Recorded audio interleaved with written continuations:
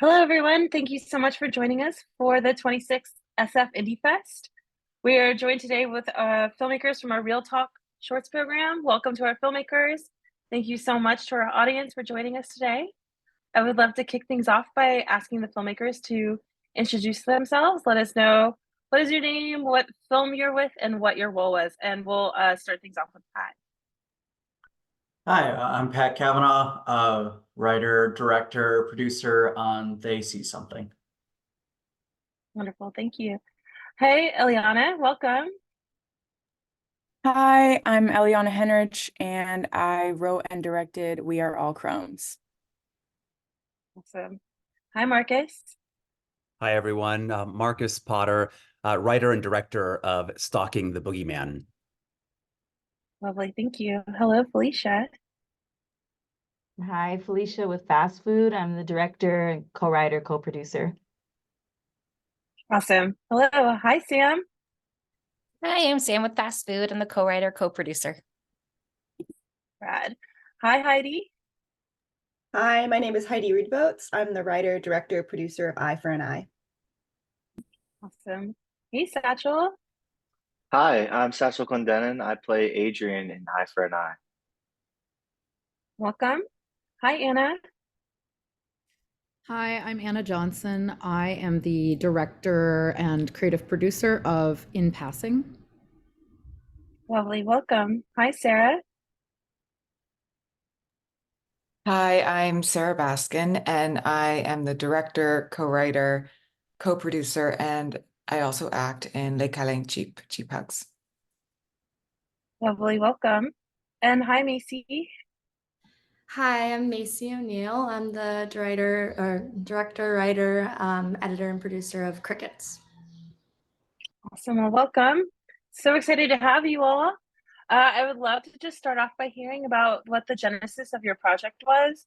How did either the story come to be, or how did you become involved in it? And we'll start off with Pat. Hi, Pat. Hey, genesis of it was basically, well, I was finishing up grad school at the end of 2020 or midway through 2020, gained an MFA in screenwriting, and I had this money to put together a short film that I needed to use, but also we had COVID locking us down for quite a while, and that was sort of near the start of the pandemic when we didn't really know what was going on and didn't have any end in sight. And I don't know, I guess I just felt a little crazy, and I'm sure many people did. So I would go for walks through the park across the street from me, and I just thought it'd be weird if there were a guy at the park just staring at something in the sky, and if we could figure out what he was looking at or what he wasn't looking at. And from there, I was just like, I don't know, I guess processing feelings of like, I think the conversation in our country was such that you felt crazy for caring about other people and for caring about what was going on with people's lives. So I sort of merged those two things together and wrote this script about a woman who sees someone and like cares about what's going on with him, but her partner is like, you're stupid for caring, basically. Then from there, because I had very little money, I just took on bunch of roles myself, paid some friends to help me, and we shot it over a couple weekends in November a couple of years ago. Yeah, that's basically it. I hope I touched on everything there. Awesome. Thank you so much. Hey, Eliana, how did your project come together? Yeah, so I was doing a workout class at my university. I go to Florida State University. I'm in my master's there, and I was in the class, and the instructor was just absolutely gorgeous and seemed so perfect, and I was just like, what if she just stopped teaching the class and started doing something like that we would not expect her to do? So yeah, the idea basically came out of that. Awesome. Thank you so much. Marcus, can you kind of speak to how you found this story and brought it to life? Yeah, sure. So Stalking the Boogeyman, I first heard the story on Ira Glass's This American Life. super, super briefly, it's a true story, an investigative journalist plotting the murder of the man who raped him when he was 6 years old. And I adapted the story into a play. It ran in New York. It's run regionally and in Sydney and a few other countries. And in the pandemic, was hearing about the unreported stories of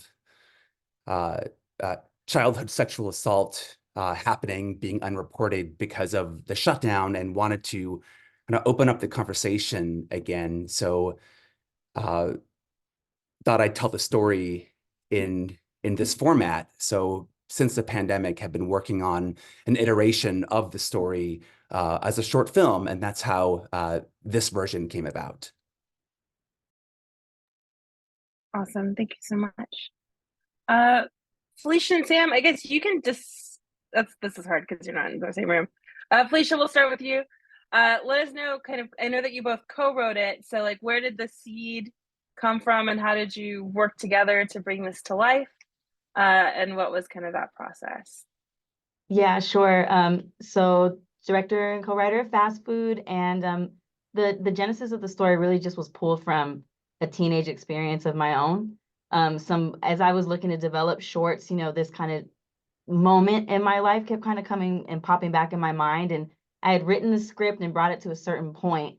And then I met Sam, and she read it, and it was like the perfect collaboration to really like just punch it up, and just really find and define that story. And so I think that's where our collaboration came from together with this particular project.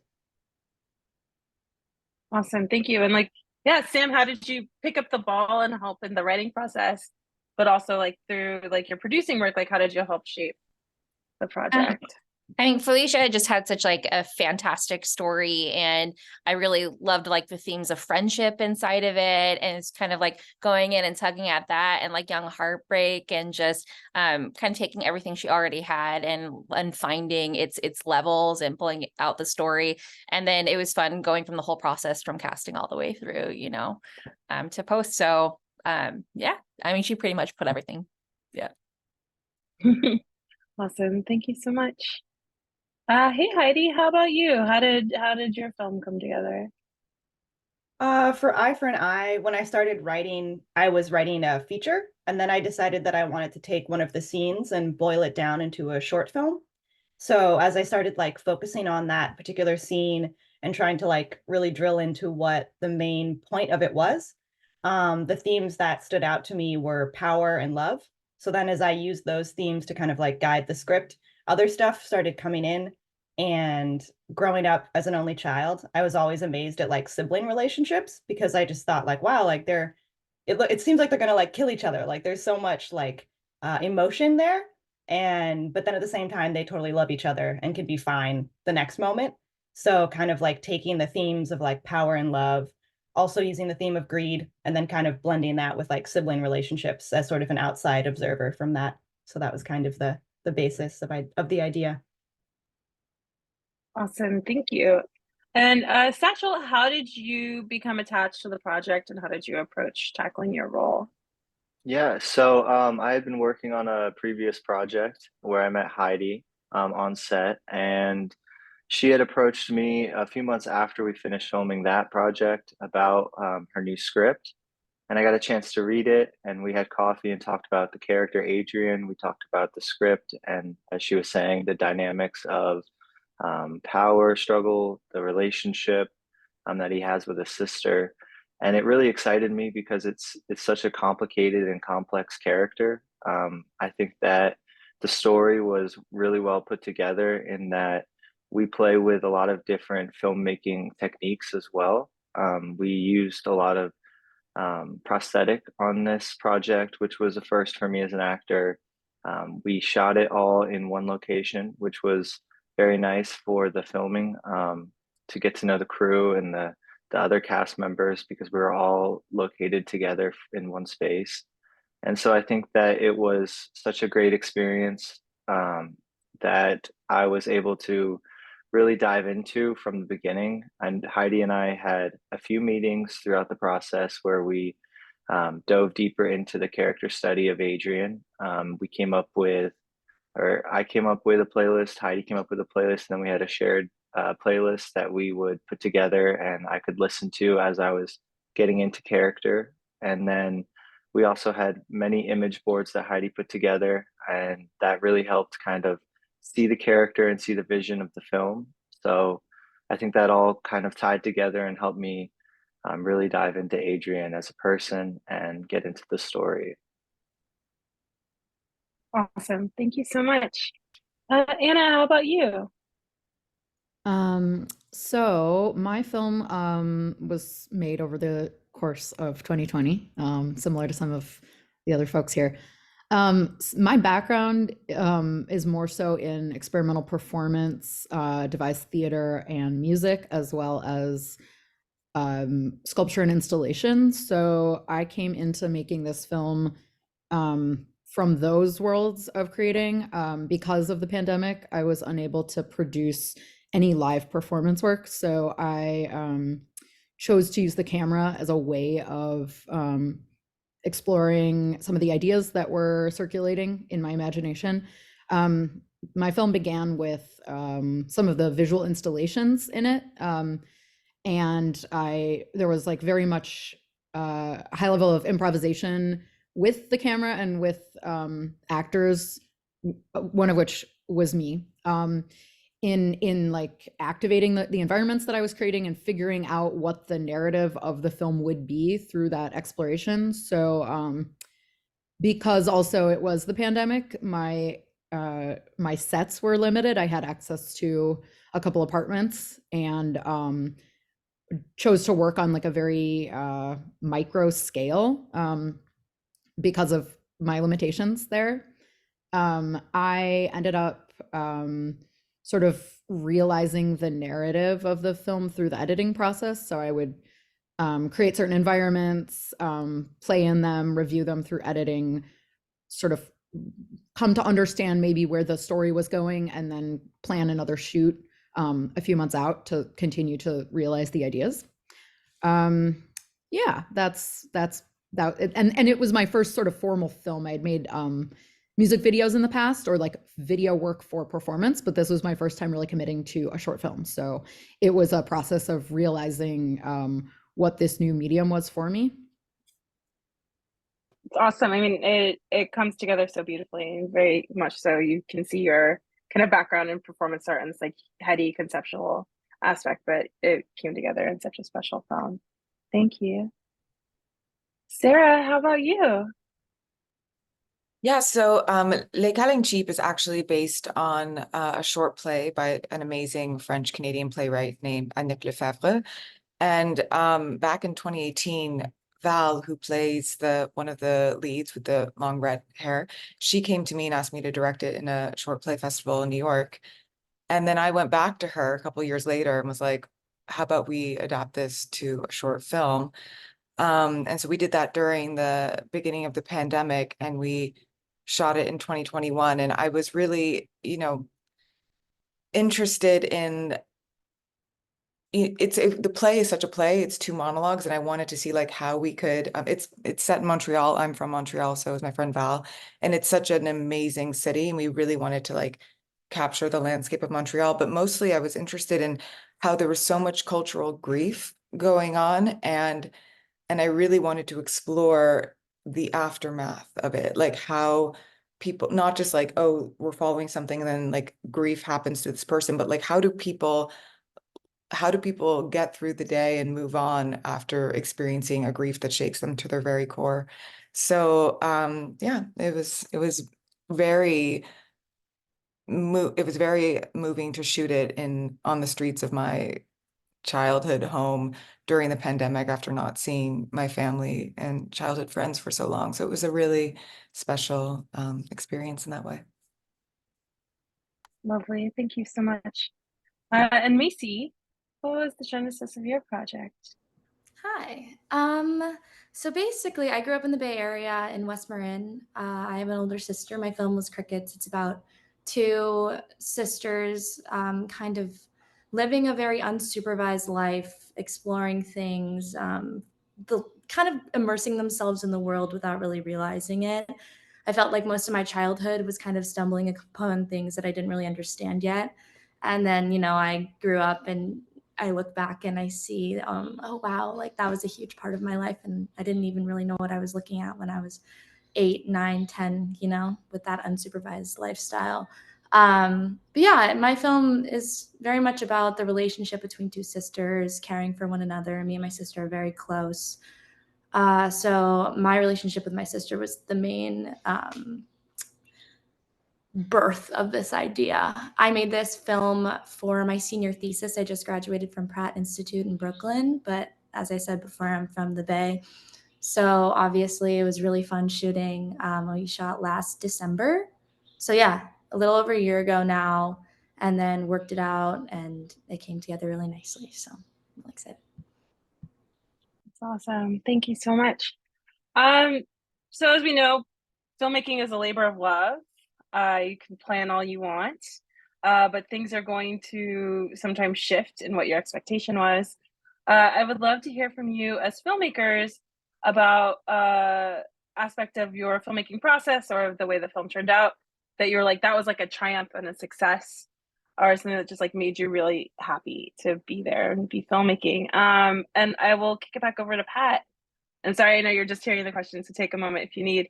But like, what was that like? My friend and I like to call it the cute moment. It's like that moment where you have this like aha or breakthrough or something that just is a little unexpected but really special that happened during this process.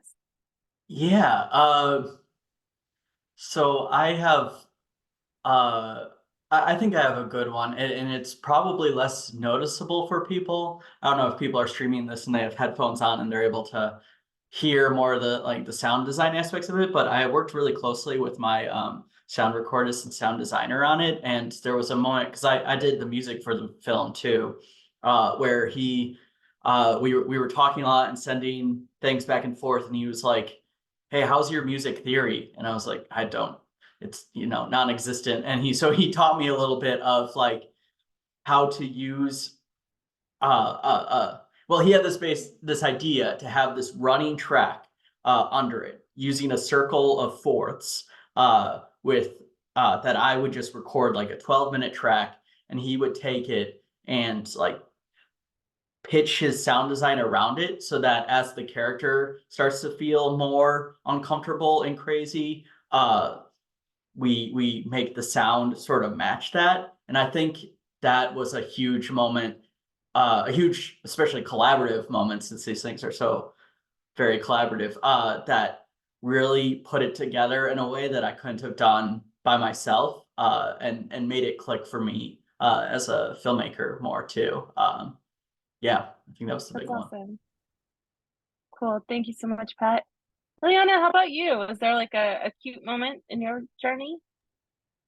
Yeah, definitely. I think one of the highlights was working with my two actors. I was like, since most of the film was a conversation, I really wanted the dialogue and like, the friendship that these two characters have to feel very relatable and very specific at the same time. And yeah, just being able to like work with the actors and I had a couple friends tell me after when they saw the short, like, I feel like the actresses were talking you, like they were speaking your words through you. And I just thought that was that was a really great thing to see, like,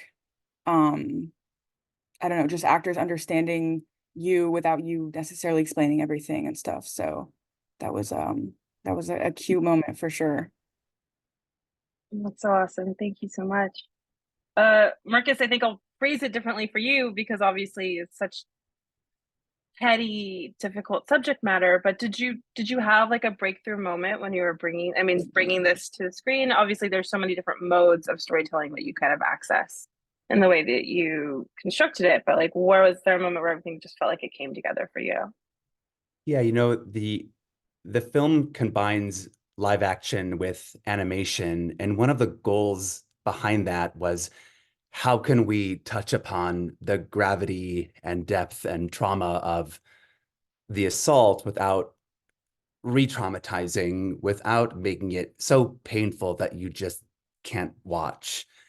How can you engage with the topic? So we made the choice to use elements of animation in some of the flashback scenes, which touch upon the violent rape that occurred in his childhood. And when we were putting the film together and seeing how the animation interweaves with the live action, it felt to me like, yeah, we have hit the intent of what we were hoping to do, of opening up the pain and anguish, but also having some distance from it so we could really use our intellect to comprehend and understand the topic without being re-traumatized.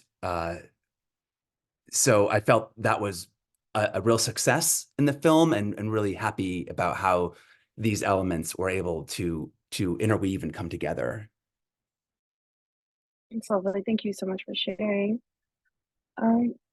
Felicia, I mean, it sounds like, you know, just from seeing how you and Sam are together, like there's such a bleeding from the screen of like the power of friendship and supporting one another. So like, what was your cute moment in your filmmaking process? Yeah, I think that's such a great call out. Friendship is the main core of the script because, you know, this is a teenage girl experiencing heartbreak with the teenage guy. But at the end of the day, we really wanted that takeaway that it was never going to be two girls turning against each other, but just kind of finding each other within just typical heartbreak that happens when you're growing up. And I think moments for me, I mean, the whole thing was just a moment, just being able to finally film. And it's probably like that with a lot of our shorts. When you reach that point of just being able to start rolling, that's just like magic is happening. So I was just really grateful the entire time just being able to film it because it's a lot of work to get to that point. And it's like a ping pong match of dialogue. So I think that's just something, listening to the rhythm of the actors, kind of everything's built off the next. We need to capture those beats. So yeah, it was just fun seeing that all play out. And there's like, you know, there's a rap scene. He's rapping in the car. So that was just, me and Sam were always just cracking up listening to that. And if there's a magic moment, it's the fact that the actor, we wrote that rap in the script, and that he recorded it, produced it, and sent us that song back. And that's the song that we're able to use in the short film. So that was like that was really helpful. Thank you, Clarence. That's awesome. Sam, was there a special moment for you, or Yeah, just to you add on hate to it? You're like never talking to each other again? Work with Felicia is amazing, and from start to finish, like there were so many like interesting moments that came out of the script, and like the one that kind of stands out is the Mr. Skittles, which is this like dog mural. We had a story. Well, for some reason I was like, why is this guy taking her on a date to an alley to like have sex with her, right? You know, I'm like, because Felicia was basically like, we want him to be likable. Like, how do we make him likable? And so there were like little tweaks in the script we had to make sure he was an authentic character, not like a caricature. And so one of them was like, he brought her to this alley because like it's the anniversary of his dog's death. It's this whole thing. And you know, to like make that real, it became part of this rap, and it became part of like the actual set. And then budget restrictions in shorts, like we all have dealt with that. And so it was like, you know, like how do you make the alley like the location but have it mean something? And so it just kind of all came together in a really great way. And the fact that the actor just like took everything and ran with it, like so lucky, such an amazing casting crew. And it's just like, you know, those little magical moments happen. It's just like so exciting, and so lucky to work with Felicia. So That's so awesome. Thank you. Heidi, how about you? Was there a part of this creation that kind of really clicked and gave you that cute? Yeah, I mean, I think this whole production felt very like there were so many moments. Just like I think someone already said, like the whole thing was a moment. There were a couple that stand out to me. First of all, just the location was magical. I mean, to be able to work in like a house that had every room that I needed, that looked perfectly already set dressed, it was great. And I think that really helped, as Satchel said, because we were in the same location, being able to really like lead into that space and utilize it. And find spots in it that we didn't think that we would have when we were like just storyboarding, but that to actually just like live in it, that was wonderful. I think there were also moments with the actors that really stood out to me. I mean, Satchel's character, as the lead, he has like basically prosthetics for almost the whole film on his face. And we did a lot of tests to make that, just see how it looked in person and on camera. And then once we were finally on set, it just like having that look work so well. And people who of the crew who hadn't seen the makeup tests to be like, oh, this is Satchel. And then suddenly you see him and you're like, oh, what the heck happened to your face? Like who hit you? And just knowing that that felt very real was really, really satisfying. And just, I think also for the performance, I really saw how having that and like being able to like look at yourself and see yourself that way really brought out a lot, and also brought out a lot with the other character too, the sister character. And just there were moments in that acting that stood out to me, moments that came from just the two of them working together that we all kind of like built together, and seeing that tension come through was really beautiful. And then I think finally, just once it got to the edit room, I really thought a lot about sound from the very conception of the film. So to see those sounds and just to see how well it all worked in the edit was really amazing. And because my editor surprised me and said that she'd always wanted to be a Foley artist. And so she actually came on set and recorded Foley sound for us there, and then utilized that in her edit. And that was just incredible. And it was just like such a gift, and it sounded better than I thought. And to have someone I could work with who saw that vision and wanted to bring that to life That's and so add it awesome. my crazy visuals. So Awesome. Rad. Thank you so much. Satchel, how about you? Did you have a cute moment when you were making this? Yeah, definitely. I think playing off of what Heidi just said, the prosthetics were definitely kind of an aha moment for me.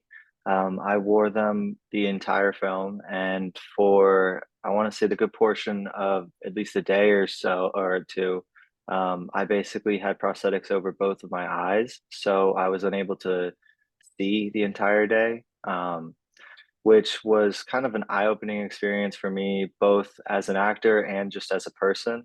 Um, your sight is something that is so important to us as humans, and um, I think not having it in this moment really helped me get into the character, and then also find an appreciation for how lucky I am to have my sight.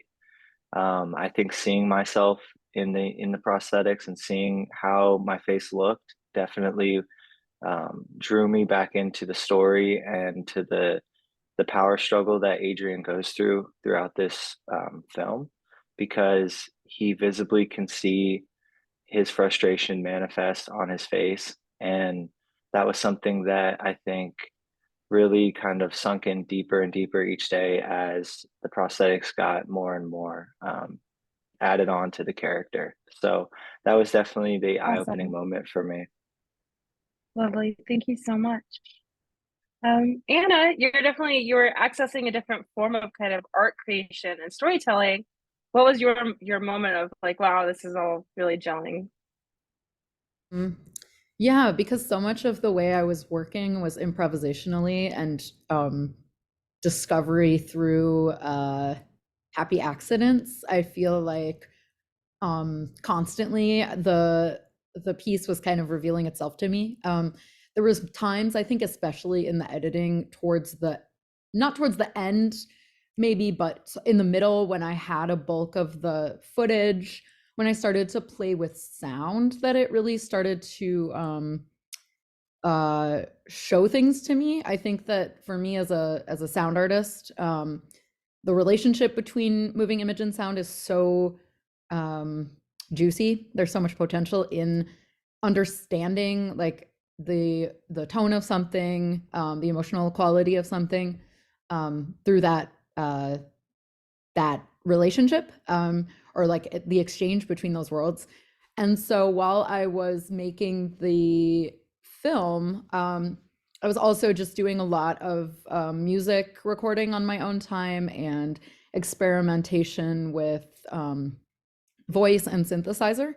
And I had all these recordings that I had been developing. And so I started playing with using them as scores, elements of the score. And I think there was sort of just like ways that I work very much in like an assemblage kind of manner. So ways that I would cut up what I had been recording and layer it.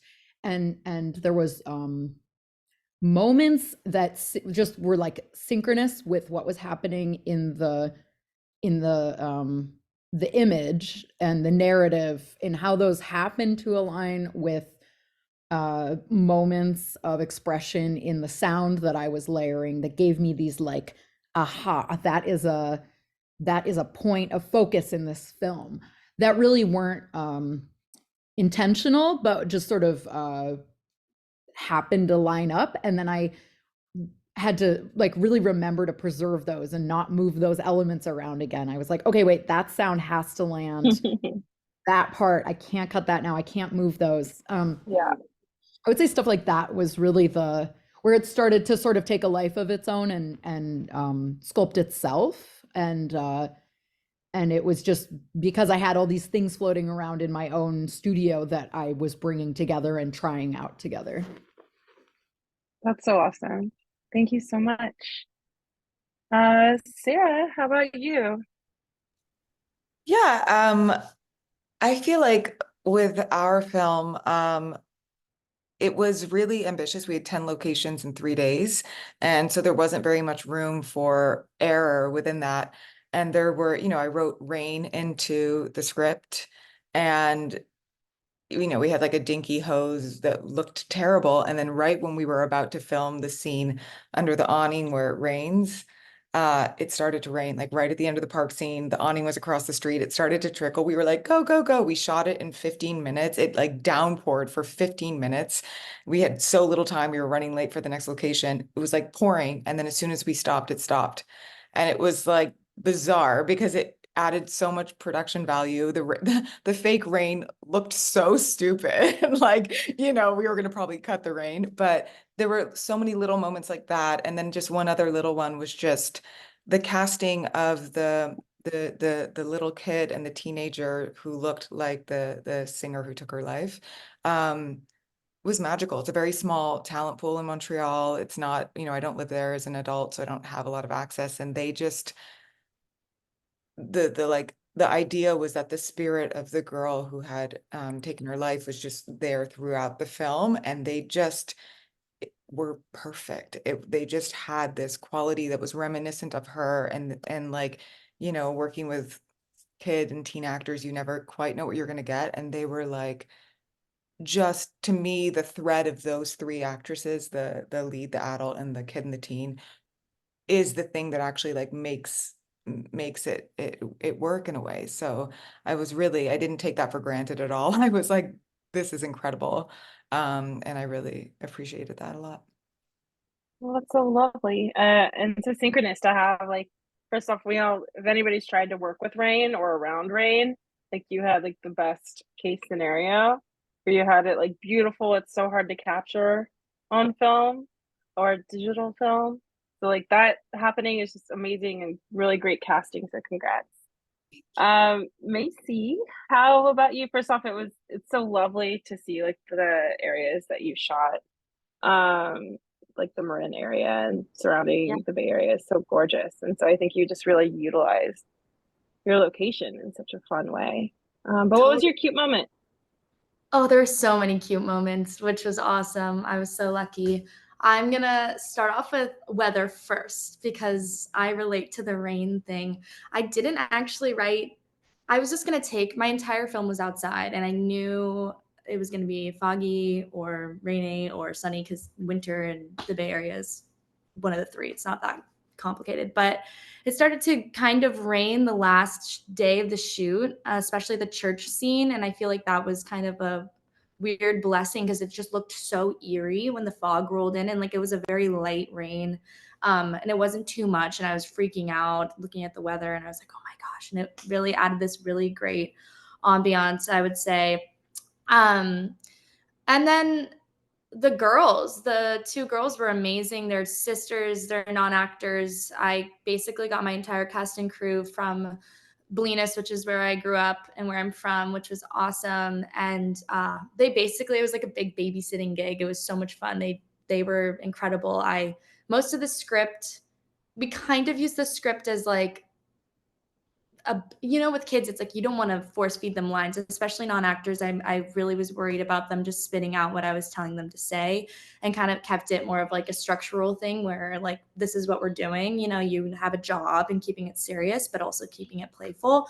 But the best moments was when they just said the things, they improv'd. It was awesome, like running around and like they said the most ridiculous out of pocket things, and that was probably my favorite part, was when I'd have their mic on and I'd hear like Phoenix or Nova be like, what the hell? I'm like, you guys know you're not supposed to swear. Your mom told me. But then I don't know, it was great capturing those moments because they truly forgot, I think, that they were being filmed, and it just became really real to them in a really playful way, and we were so lucky to capture that. Oh, that's so lovely. Well, everybody, that's all the time we have for our Q&A today. Thank you so much for allowing us to share your stories. A huge thank you to our audience for partaking. And we can't wait to see what's next from all of you. So thank you so much and have a good rest of your day.